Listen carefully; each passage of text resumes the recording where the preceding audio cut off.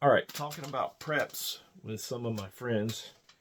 My special forces buddy, we were talking about preps and some of my combat medics, things like that. We all sit around and we do after action reports on things, and we just try to figure out what we need to do next, what is better to do, what is not, what we need to stop doing, and just kind of sharpshoot the whole system.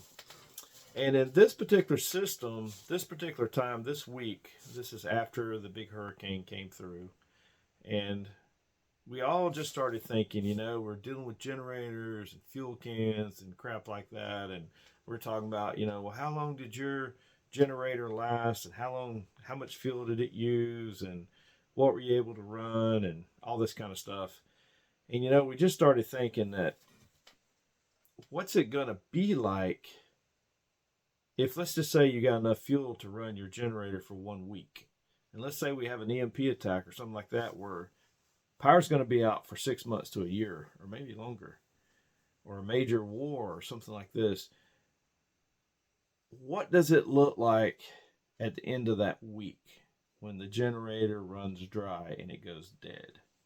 Are you still going to be able to get water out of your well? Do you have a hand pump? I mean, how are you going to get water? Are you going to still be able to bathe and clean yourself? Are you going to be able to clean your clothes? How are you going to get water? That's the very first thing. So basically, what does it look like at end of cycle plus one? end of electricity cycle plus one.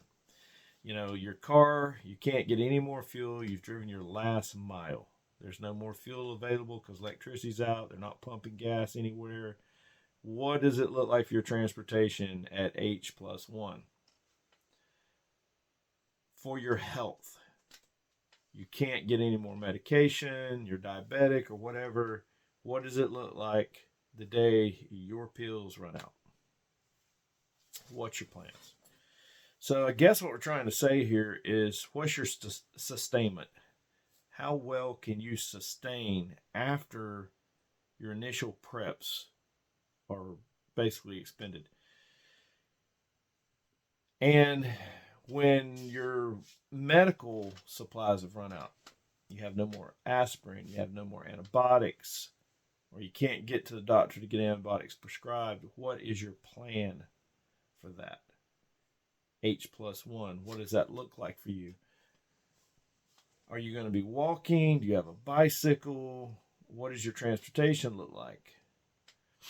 Your shelter, your home, the air conditioning. After the generators cut off, no more power. These modern homes are not really designed to operate without electricity. They are very, very hot, especially here in Florida.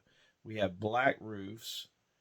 Our siding sometimes is dark colored, and the house just heats up really fast. You're 100 degrees inside when it's sometimes only 93 or 94 outside. So what does that look like for you? How is your shelter going to be H plus one? So you're thinking about all this stuff, just try to ask yourself, when you walk around on your everyday life, what does it look like when the electricity doesn't come back on and your supplies for keeping it on, i.e. your gas cans, your generators, and your solar? If you got solar, maybe you'll be better off, but will it run air conditioner? Will it run the whole thing? My friend's solar, he's got a $50,000 system, and it won't run his pump, and it won't run his air conditioner. So your health, what does it look like if you're unable to charge your wheelchair at H plus one? So a lot of those things come into account when you start thinking about, like, your sustainment and how that's going to look when everything goes sideways. I just want you to start thinking about that a little bit, and start prepping down that line. It's almost like prepping for camping in many ways. things that you would use in camping. You know, fire, there will be wood probably, unless you're out west. There's wood you can burn always here in Florida because the trees grow a lot and they're always dropping limbs and things. So, you know, you can use a wood stove for cooking at H+1. You can use a wood stove for heating your water at H+1. In Florida, it rains quite a bit, so you can get rain catches. You're going to need some filtration system. So, food, you're going to need to start growing some food and learn how to can. You can still can food if you can go and get supplies now at H+1, and you can reuse the jars. So, transportation, you know, might have to go back to horses, but of course they have to be fed. So bicycles might be a better way. Do you have rivers close? Do you have boats and paddles instead of relying only on the motor and the gas?